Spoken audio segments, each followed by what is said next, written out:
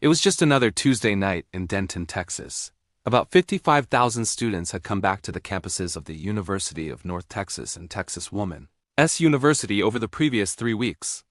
Those students were doing what students always do. They were going out, meeting people, and hooking up. Jackie Vandergriff was one of those young people. A 24-year-old woman who had just started turning her life around. A woman who had no way of knowing she had definitely taken a wrong turn that night. Join us as we look into the horrifying case of the murder of Jackie Vandergriff and the investigation that would bring her killer to justice, and probably stopped another murder from happening.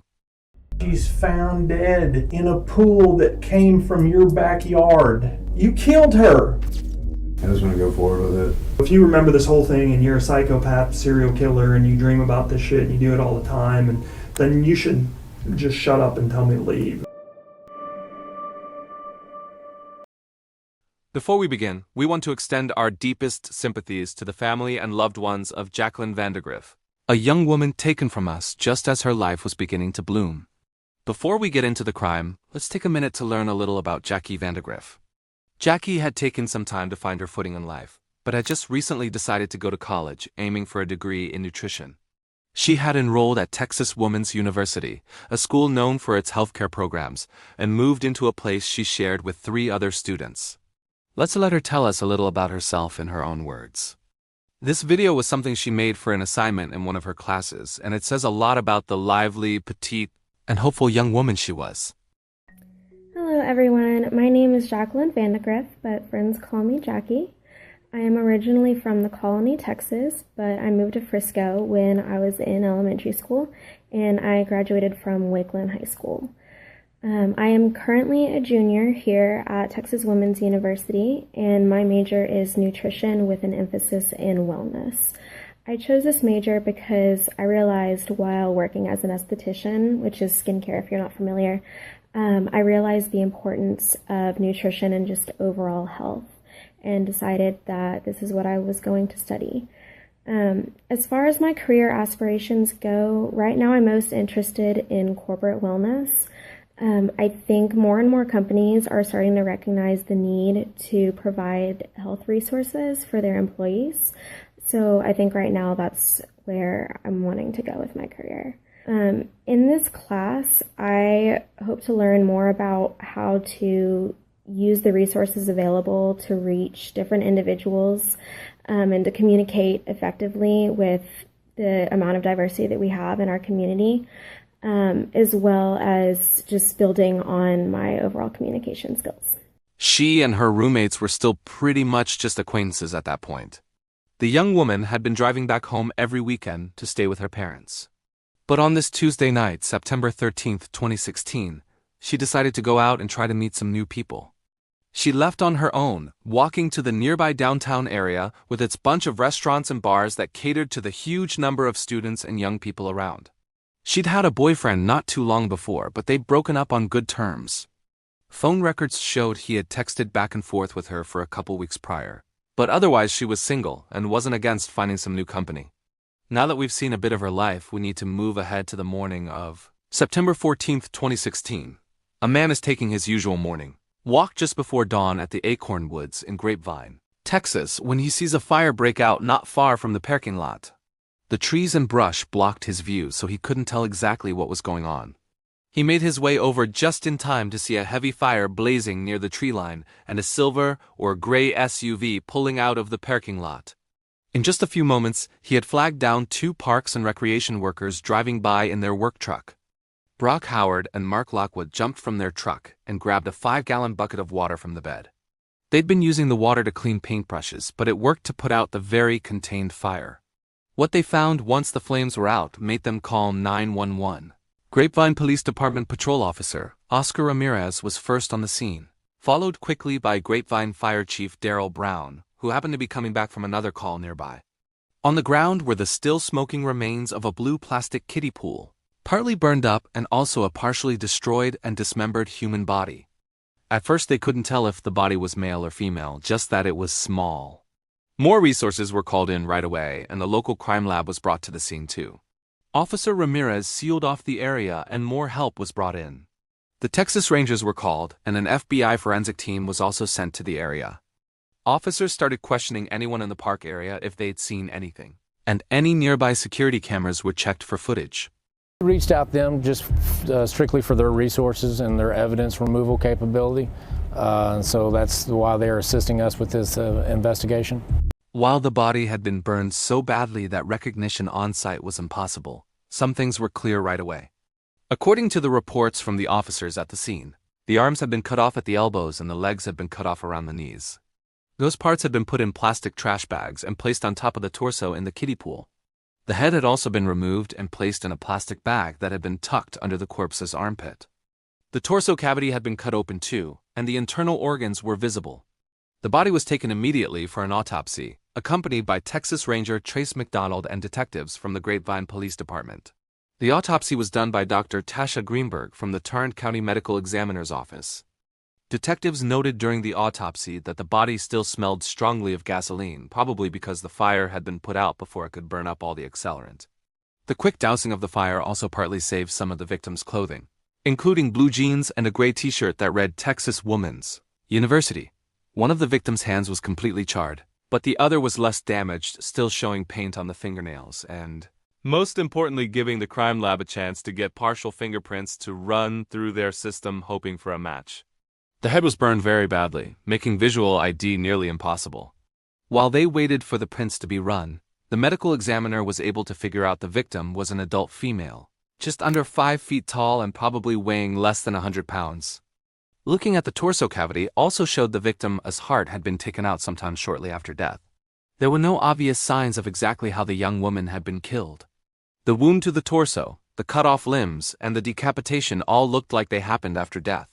By 2:30 p.m. that day, the prints had been matched to Jacqueline Ray Vandergriff, a 24-year-old student from Texas Woman's University. Detectives were sent to her apartment to check for any clues about her disappearance. There, they talked with her 3 roommates and learned the young woman had been devoted to her schoolwork and hadn't been in any romantic relationship since moving in. The last time any of them saw her in person was 2 nights before her body was found. Her room was searched and nothing unusual was found. Her Mazda was still parked in the housing units lot. It hadn't been moved in a few days. Inside were a couple of purses, each with cash and credit cards. The vehicle was towed to the police department for more testing by the forensics people. More police went to meet with her family in nearby Argyle, Texas, to see if they could shed any light on the young woman, her habits, or relationships. They were able to provide her cell phone number and service carrier. No phone had been found with the body. Police investigators were able to see who she had been in contact with most recently. The first was her old boyfriend, who she'd broken up with months before. The two had talked recently.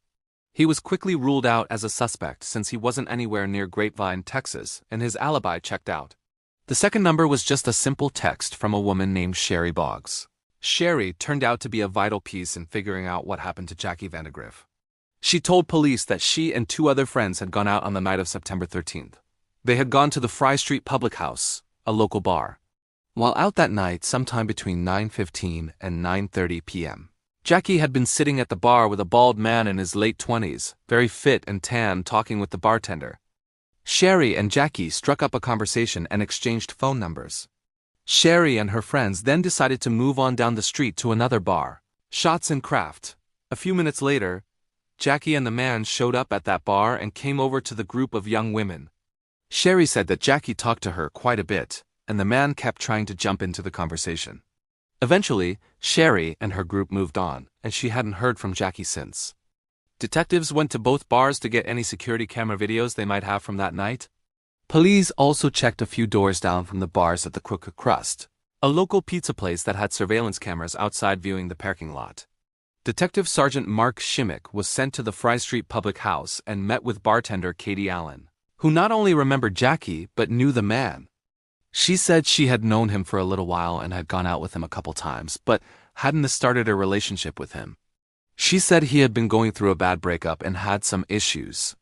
Video from the pizza place would show the man coming in earlier in the afternoon, buying a quarter of a pizza, having a soda there, and then heading out, pizza box in hand. Outside cameras would show him headed off down the street, where he took the pizza to share with Katie Allen at the public house. His vehicle is visible in the upper right part of the Crooked Crust surveillance video. In the evening security video outside, you can see Charles Silver, Mitsubishi Outlander SUV do a quick U-turn and then parallel park along the street opposite the Fry Street Public House. The silver Mitsubishi seems to match the eyewitness description from the fire at Acorn Woods in the morning. The murder victim was last seen at nearly 5:57 p.m. Charles gets out of his car and walks back across the street and goes into the public house. It is less than 3 minutes later that Jackie walks across the street and enters the public house. She would meet Charles shortly after, completely unaware of what fate waited for her. Outside, it had started to rain, and Jackie had walked to the bar from her apartment. The man she met at the public house and who went with her to Shots and Craft kindly offers to give her a ride home. Maybe a romantic spark had been lit in her during the short time they'd been together. The two walk back across the street and get into his car. It's 8:47 p.m. The two stay in the car for 20 more minutes, doing who knows what, and then they drive off into the night. Canvassing the area for more security footage, guided somewhat by the pings from nearby cell towers that her phone left, they were able to track the movements to a 7-Eleven on Oak Street in Denton, Texas. Jackie stayed in the car while Charles went inside. Inside, Charles heads to the bathroom, then quickly grabs 2 canned alcoholic drinks along with a steak and cheese sandwich. Cell pings then place her phone heading through Fort Worth, Texas, and the final one was at 1:32 a.m. from a tower on Blue Mound Road in Haslett, Texas. According to the data it provided, the cell phone was somewhere northeast to south of the tower when the phone stopped communicating. Charles's home was located 3 miles to the north-northeast of that particular tower. Charles Bryant wasn't a complete unknown to police in the area. Twice before in the city of Grapevine, Charles had been arrested for possession of marijuana and forgery. He'd also had a misdemeanor assault charge in Washington state a few years earlier. Most important, though, was that he was currently the subject of a protective order sworn out by an old girlfriend in nearby Denton because he had been stalking her. Campus police at North Texas University were currently looking for him because he had violated that protective order. Charles had dated a petite 18-year-old woman for about 3 months before she broke off the relationship. He didn't take the breakup well and kept pursuing a relationship with her, and in the end just pursuing her, leading to an arrest on September 6, 2016 and removal from the North Texas campus where she went to school. A protective order was issued against him in an attempt to stop him from stalking her. It didn't work. He would return in just a few days, showing up at her dorm with flowers, asking her to take him back. He left campus that day before police arrived, but a warrant was put out for his arrest if he showed up on campus again. Members of the local drug task force were sent to watch 1417 Sandhill Drive in Haslett, Texas, a 4-bedroom home Charles shared with 2 roommates.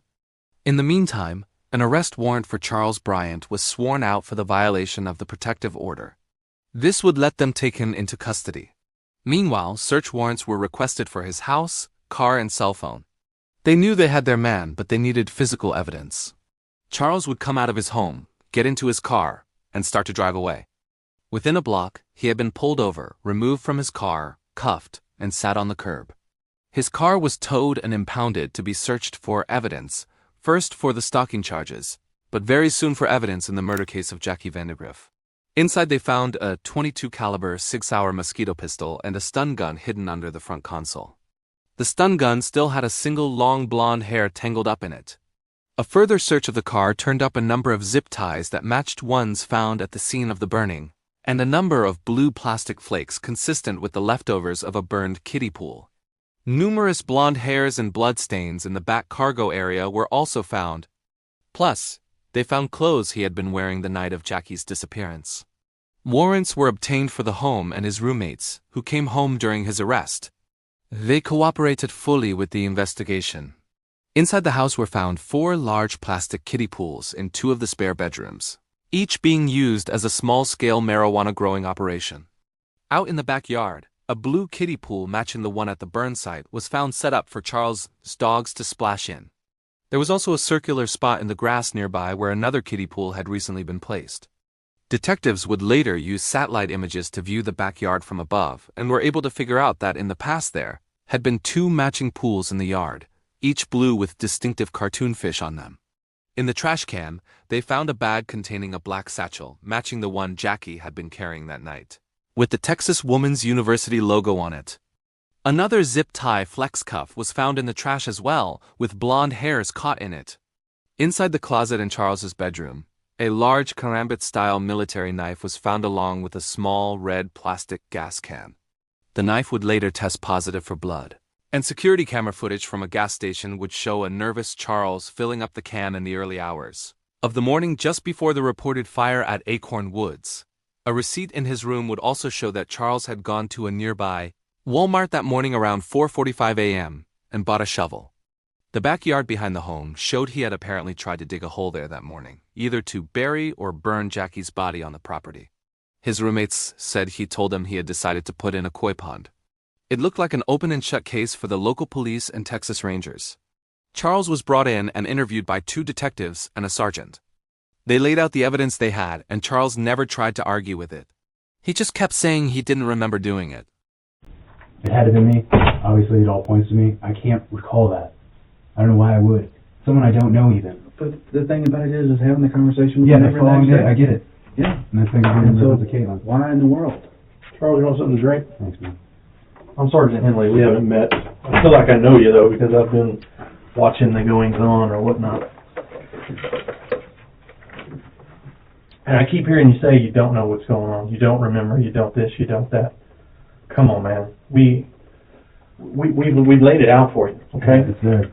And that's a grapevine. I remember that. We're over there at your house, okay? We have video of you with this girl. Showed me. You're at the bar. Her cell phone goes to your house. You're walking around Walmart at 4 o'clock in the morning buying a shovel. I can tell service. She's found dead in a pool that came from your backyard. Okay? Yeah. You can't tell me you don't remember. I don't know why. Come on, man. Well, I'm giving You you were that. there. Obviously. You did all these things, and there is no way in the world that a I can't man recall could killing travel all the way from Hazlitt to Grapevine, from Denton to Hazlitt to Grapevine, and not remember. Stand up and man up and Dude, tell us what you did for this girl's family. I'm admitting to it. I can't remember killing anyone, man. You've got to. There's no way you remember all the big things in your life. Okay? Very few are bigger than taking another human life. Yeah, it's pretty drastic. I know it's in there. Okay? Yeah, okay. I know you got it in you. I don't know how. Talk to me. I'm trying. Tell me. The past hour and a half I've been racking my brain. There's no way, man. There's no way in the world that you do not remember this. There's no way. Woke up. I don't even remember taking her home. I thought it was She went to your house. Yeah, I don't remember taking her to my place, man. I don't. I thought I went home by myself. And you killed her. You killed her. And then you didn't just leave her there, you drove her to Grapevine. Tell me you don't remember that. Putting her in the car. Come on. You were at the bar with her in Denton. Y'all drove to your house. You killed her. You drove her to Grapevine. And you don't remember any of that? I just remember waking up hungover. I don't know how I could kill someone, man. I don't. It's like it's not me. But obviously it is me. It's like I just... Out of all those things that I've told you there, how is that possible that you don't remember? I don't think I was that drunk. I really don't. It's not about being drunk, Charles. These people kill people when they're drunk because they drive down the road and they hit them, okay? They don't murder them and then take them to another place. Look at me, man. They don't. I've been doing this for 25 years, okay? I've heard a lot of blackout stories. I've seen a lot of blackout stories. This is not a blackout story. And the fact that you can't look me in the eyes, I don't remember, man. I don't. it's down in there. And it's weighing on you. It's dragging you this down. entire thing is I know. And you would at least feel better telling you something I don't know. telling me the You truth. feel better. I don't know, man. You do know, Charles. There's no way you could not know. They had their man, but what they didn't have from him was him actually saying he committed the crime. They needed him not just to admit the evidence looked strong, but to actually tell them how and why he did it. The Texas Rangers sent in Jim Holland, They're expert at interviewing suspects, especially those involved in murders. He first worked to build a rapport with Charles, sharing some stories about fitness and the dating scene. So, I'm kind of egocentric, so let me talk about me. Is that all right? If you don't mind. You seem like a cool guy. Do what? You seem like a cool guy, so I'm all ears. Well, I guess I try. Maybe I don't try. Maybe it just happens. I don't know. And the nice thing about my job is when I get an assignment, everyone kind of bends over for me. So if I need something from the lab, let's say another ranger is trying to get something run to the lab, and they say, hey, it's going to be a month. Well, I can call up and say, hey, I need that. And man, I got people popping out of bed and everything like that. And that's a good thing about, working directly for the governor. The bad thing is you get phone calls all the time. You're getting flown all over the place, and he expects results. So of us 8 USIC guys, I'm the senior one. So I get all the big fun phone calls. But it's an interesting gig. I'm never bored or anything like that. Now, let's let Charles give his side of the story. Tell me what's going on today. Why are you wearing the Village People outfit? Right. Tuesday, it's like... Do they have anything else for you to wear? That's it. I was wearing my shorts and I'm like, oh, I got to change the list, but I don't mind. Yeah, it's crazy. I really don't remember meeting this girl. It's like, I met her at a public house, and a public house? Yeah, it's a bar in Denton. Oh, okay. And we left there, and I thought we kind of parted ways, but we were at another bar drinking, and I thought that apparently she was with me. We came back to my place, and I don't remember driving home with her, which is insane. But yeah, because I got a text like the following day, because like, really I just found out yesterday, it's like, oh, you're our lead suspect, and she's dead. I'm like, insane. But one of my clients, she texted me, and she's like, oh yeah, there's a body found in it's like Grapevine Lake area, and she's like, we were close to that area. I'm like, that's fucking insane. And I was like, oh, let's just train somewhere else the following day, because we're supposed to train on Friday morning. But yeah, that was me, and it's just nuts. Like, I don't even know this girl. Like, I don't remember her name, and it's blowing my mind, because it's so out of character for me. It's like, I'm not an angry guy. I'm not aggressive. It's I don't know. I've been trying to think over it last night, and I just don't remember leaving with her. It's like, because all I remember is like this is tiny little thing. I commented on that because I went and saw my friend Katie, and she's a bartender, and we were drinking there, and I've been there pretty much all day because I was going through some crap with my ex, and called a lawyer, blah blah blah blah, and I just wanted to go drink with Katie, but I don't think I was that drunk. I remember going home, and thought I went home alone. I didn't. But I'm taking it's like all the evidence is on me. It's like I'm just I can't remember doing it. But it's me. It's totally me. There's no doubt about it. But I just want to go forward with it. I don't know where I'm gonna go. Right. Jail. I'm fine with that. And one of the detectives yesterday was saying that Texas has a death penalty. I'm like, all right, great. I'm gonna die in jail, but I can't fight it. It's obviously me. I can't remember doing anything because they gave me time frames, and I was like, I woke up at like 9. I just felt like really groggy and tired. I thought I was just hungover, but yeah, they're like, you're here, and here. I'm like, how the fuck? But Charles's story of blacking out wouldn't help settle the case. So Ranger Holland explained he was going to work through this with him. Most cases of psychotic blackouts leave memories intact, but they don't come back until up to 72 hours after the incident, often piece by piece, seeming unrelated at first. Charles goes along with this and eventually opens up after hours of discussion. Have you ever met this chick before? never know. Can you remember what she looks like? Tiny little blonde girl. Yeah. Did they show you a picture yesterday? Or? Yeah. Okay. I remember commenting at public house. I was like, oh, they're really tiny. Because she was sitting down, and she stood up because we're just drinking. I was like, oh, you're little. I remember that. We kept drinking. We all leave around like 9 something. Because Katie had to leave. This gets blurry because I thought I went over to another bar. You did. You went to a second bar. Yeah, not that one. Like, I thought I went to that one, and there was a guy in there, there was a bartender. Yeah, the bartender in there said you were in there chatting the chick up. Yeah, they showed me pictures yesterday, and they were at the same time. And I gave her my card.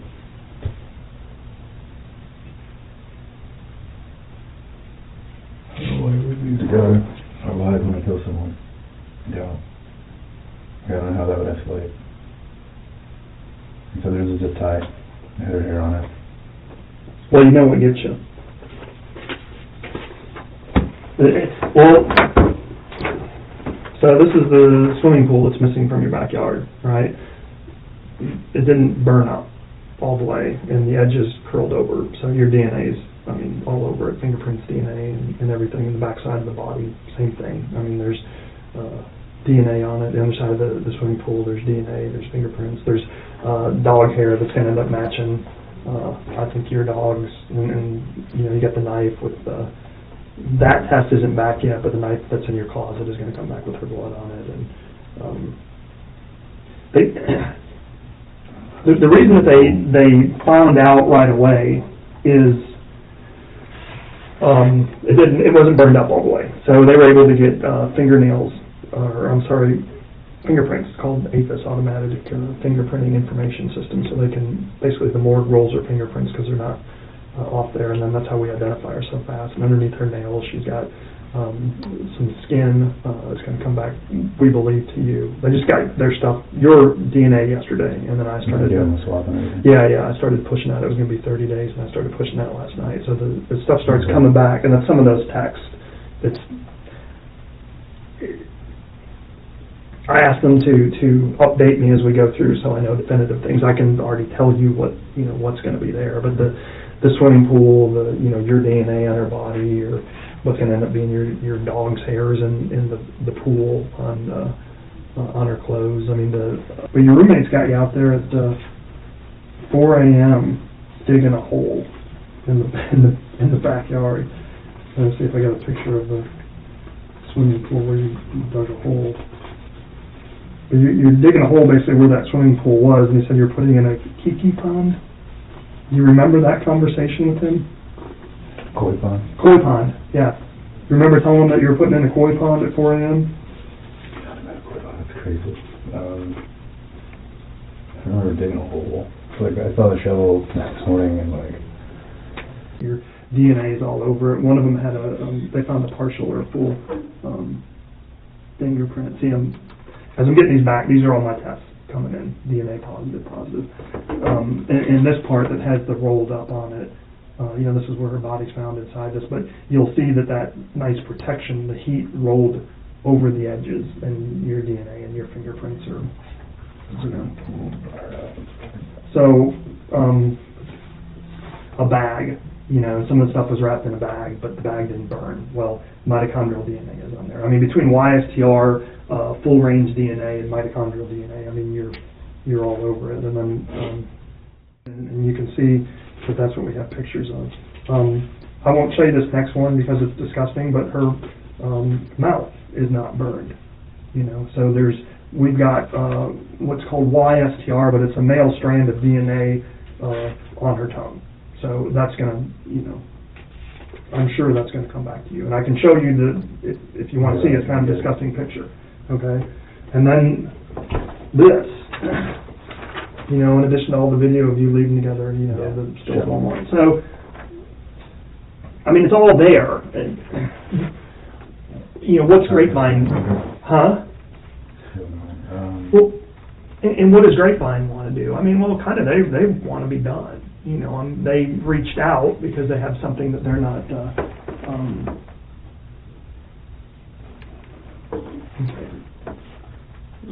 Blood on knife matches victim's blood. That's what was recovered from your closet. So, all this comes through.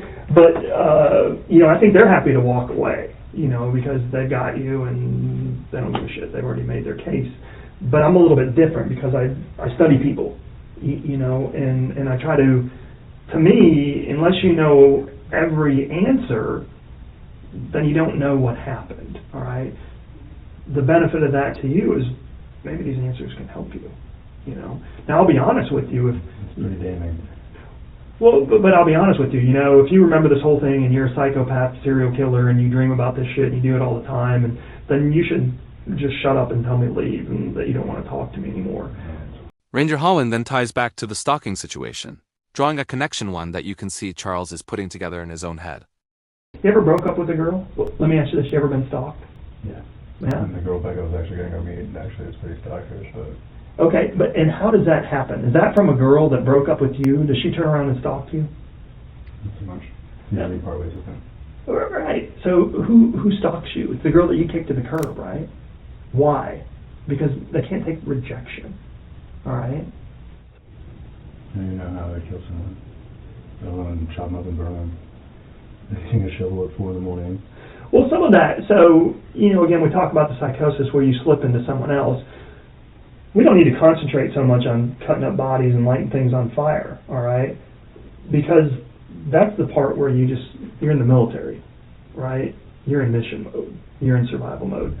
Bad shit happened, now you need to suck it up and get through it, all right? And that's just SOP of your mindset. I mean, you're a guy who goes in the gym who's supposed to do 10 reps and instead you do 12 or 15, right? You're going beyond and above, but you're one who finishes a workout. You get done with things. You got a cramp, you're thirsty, you're hungover, you're going to tough it out and get through it.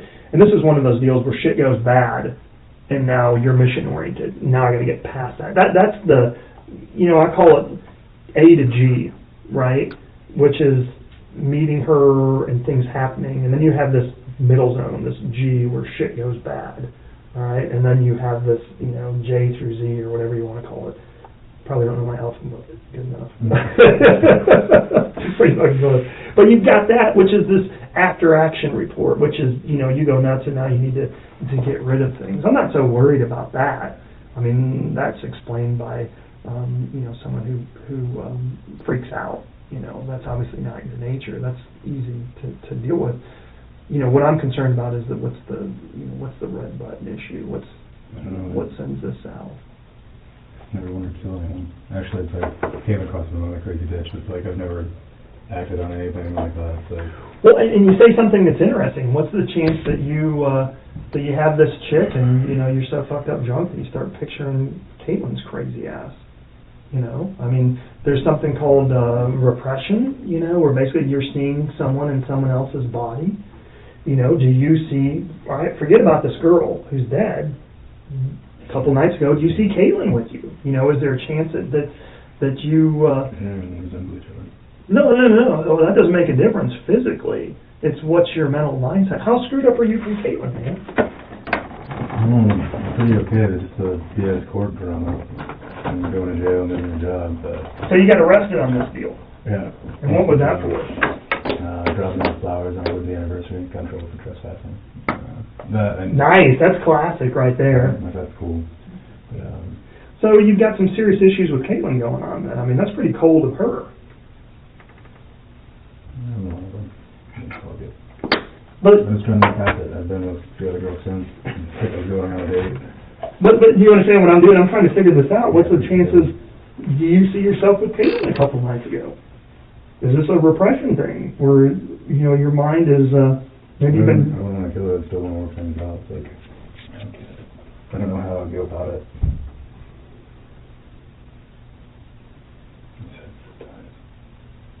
And then zip tie with hair on it.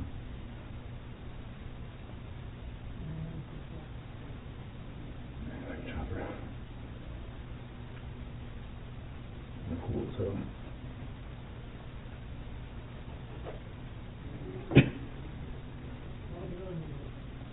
I mean, obviously the pool comes back from your house. Yeah. Obviously because of the blood and everything else, she's been in your vehicle. You got the bloodied up K-bar knife, in your closet. Charles would end up standing trial for the murder of Jacqueline Ray Vandergriff. He would be found guilty of first-degree murder and be given a life sentence with an additional 20 years for tampering with evidence. In a search conducted by law enforcement of his home computer, it was shown he had made inquiries about how to remove a person's heart, how much formaldehyde it would take to preserve a human heart, and how to use clear resin to make an art piece. All of the searches were made before he had even met Jackie. Maybe he had been planning to do something horrible to his stalking victim. We might never know. Even more disturbing, considering the small size and young age of both women involved, was that hundreds of pieces of child pornography were found on Charles's computer. He would also be charged and convicted with a Class 3 felony for possession of such materials.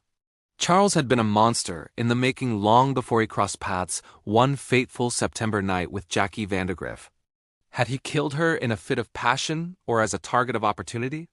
Was she just a substitute for another person he wanted to kill instead? If you found this case interesting, don't forget to like the video, comment down below, and give us your take on it, and please subscribe to the channel. We're on our way to 1 million, and we'd love to have you along. Also hit the notification bell to know when we're revealing a new shocking case. Until next time, stay safe and keep your eyes open. You never know what's lurking in the shadows.